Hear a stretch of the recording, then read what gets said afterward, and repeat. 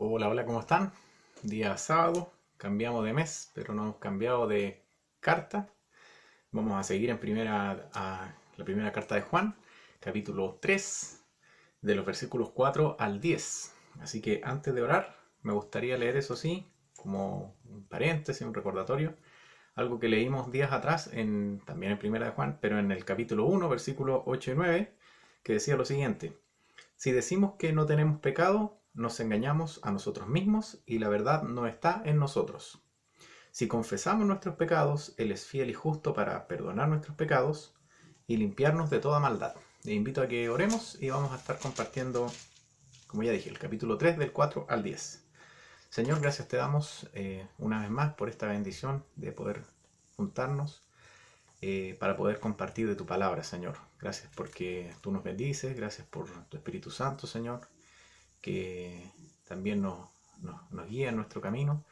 Y te pedimos en esta hora, Señor, que tú puedas tocar nuestros corazones, Señor, puedas cambiar nuestras mentes, cambiar nuestra forma de vivir a través de tu palabra, Señor, que esta enseñanza pueda producir frutos, Señor, en nosotros y que podamos cada día tener una vida más acorde a lo que tú quieres de nosotros, Señor. Ayúdanos y una vez más, gracias, Señor, por este privilegio de poder abrir tu palabra, Señor, y poder buscarte con toda libertad, Señor. Gracias te damos en el nombre de Jesús. Amén.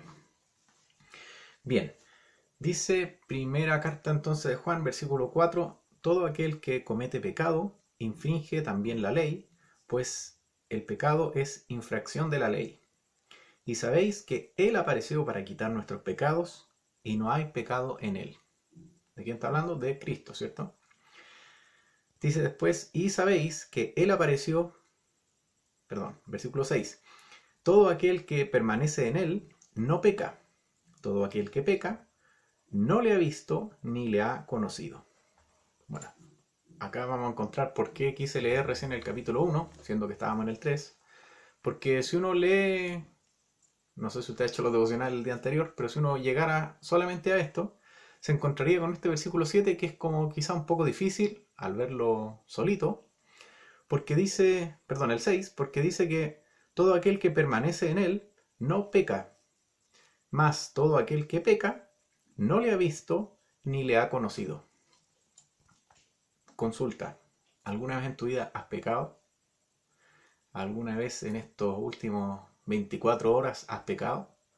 Bueno, como ya dije, si vemos solamente este versículo 6, dice que el que peca no le ha visto ni le ha conocido.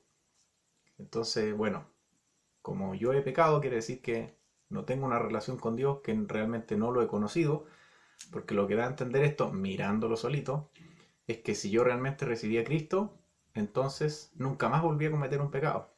Bueno, esa es la importancia de por la cual estudiamos la Biblia, vemos los contextos y vamos viendo de qué está hablando en este caso Juan. ¿Qué es lo que vimos en el capítulo 1, versículo 8, que fue lo que antes leímos? Leímos que todos nosotros tenemos pecado. Él mismo lo dijo aquí en el capítulo 1, versículo 8, diciendo, si decimos que no tenemos pecado, nos engañamos a nosotros mismos. Y la verdad no está en nosotros, porque en nosotros también hay pecado. Como ya dije, en las últimas 24 horas, en la última semana, en el último mes. Y así si seguimos hacia atrás, la lista de pecados crece y crece porque lamentablemente pecamos. Entonces, bueno, ¿qué es lo que está tratando de decir aquí Juan en este capítulo 3? Lo que él está hablando no tiene que ver con estos pecados que cometemos, como ya dije, sino que él está tratando de hablar de un estilo de vida, de una forma de vida. Vamos a seguir leyendo para entender mejor la idea. Dice el versículo, ahora sí 7, hijitos, nadie os engañe, el que hace justicia es justo como él es justo. El que practica el pecado es del diablo, porque el diablo peca desde el principio. Para esto apareció el Hijo de Dios, para deshacer las obras del diablo. Todo aquel que es nacido de Dios no practica el pecado, porque la simiente de Dios permanece en él y no puede pecar porque es nacido de Dios. Y acá está la clave de lo que estábamos hablando, de por qué este versículo por sí solo quizás podría malinterpretarse, pero en su contexto tiene todo el sentido. Y es que lo hemos visto antes, lo mencionó Flavio el jueves, lo hemos visto varias veces, Hay una palabra clave aquí, aparte de pecado, que se repite muchas veces, que es el practicar. ¿Por qué esta palabra es clave? Porque a modo de ejemplo, yo en mi casa, por ejemplo, he cambiado alguna llave alguna vez, pero no soy gaffiter. Yo en mi casa alguna vez le he hecho puente de un auto a otro por el tema de la batería, pero no soy mecánico. Alguna vez he cortado el pasto, pero no soy jardinero. Bueno, ¿qué es lo que quiero decir con eso?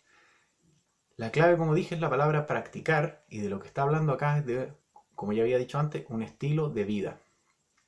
Alguien que vive en el pecado o alguien que peca ocasionalmente. Y además de eso, ¿qué es lo que hacemos? ¿Qué es lo que ocurre en nuestro corazón, en nuestra mente, cuando pecamos? Si miramos a alguien no cristiano, un vecino, un familiar, no sé, alguien lejano, vamos a ver que para él o para ella es indiferente pecar.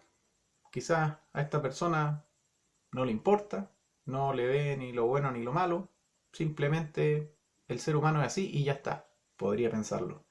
Pero para un cristiano no puede existir esa indiferencia.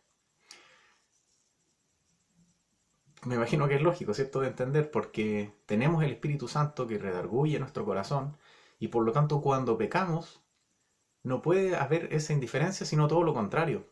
Una actitud de arrepentirnos, de buscar al Señor, de confesar nuestros pecados, lo que vimos acá en el primer capítulo, versículo 9, leímos en el principio: si confesamos nuestros pecados, Él es fiel y justo para perdonar nuestros pecados y limpiarnos de toda maldad. Por lo tanto, Juan no está diciendo que el cristiano está 100% alejado del pecado desde que conoce a Cristo, sino que lo que está diciendo es que tiene una vida y tiene una actitud de vida referente al pecado muy diferente a lo que era antes de conocer al Señor. Su corazón es redarguido y es buscar el perdón del Señor. Y eso es lo que está hablando aquí en los versículos siguientes, y está explicando también qué es lo que vino a hacer Cristo. Lo leímos y yo me lo pasé así medio rápido en el principio, pero habíamos visto que, por ejemplo, en el versículo 5, dice: sabéis que Él apareció para quitar nuestros pecados y no hay pecado en Él. Aquel que no tenía pecado, Cristo, vino para limpiarnos, vino para pagar el precio de tu pecado y de mi pecado. Por lo tanto, ahora cuando Dios nos ve, lo que Él ve es que el precio de ese pecado, que era la muerte, ya fue pagado en Cristo. Por lo tanto, estamos limpios en ese sentido, estábamos con el precio pagado, con la fianza al día, podríamos decir. ¿Ya? El Señor lo pagó. Y versículo 10 entonces, que es el que nos queda, dice: en esto se manifiestan los hijos de Dios y los hijos del diablo. Todo aquel que no hace justicia y que no ama a su hermano, no es de Dios. Como ya había dicho antes, un estilo de vida, una acción delante de Dios y también delante del pecado, de cómo actuamos, de qué efecto tienen en nuestra vida. Como ya dije, no significa que el cristiano nunca más en su vida va a cometer un pecado, porque lamentablemente estamos en este proceso y seguimos fallándole al Señor, porque directamente el pecado nos separa de Él y no es algo que a Dios le guste. Sin embargo, tenemos también esta oportunidad de confesar nuestros pecados, de volver nuestro corazón al Señor y de cambiar nuestras vidas. Eh, bueno, creo que no hay nada más que decir. Estaba bastante clarito lo que leímos hoy día. Chao, que el Señor le bendiga.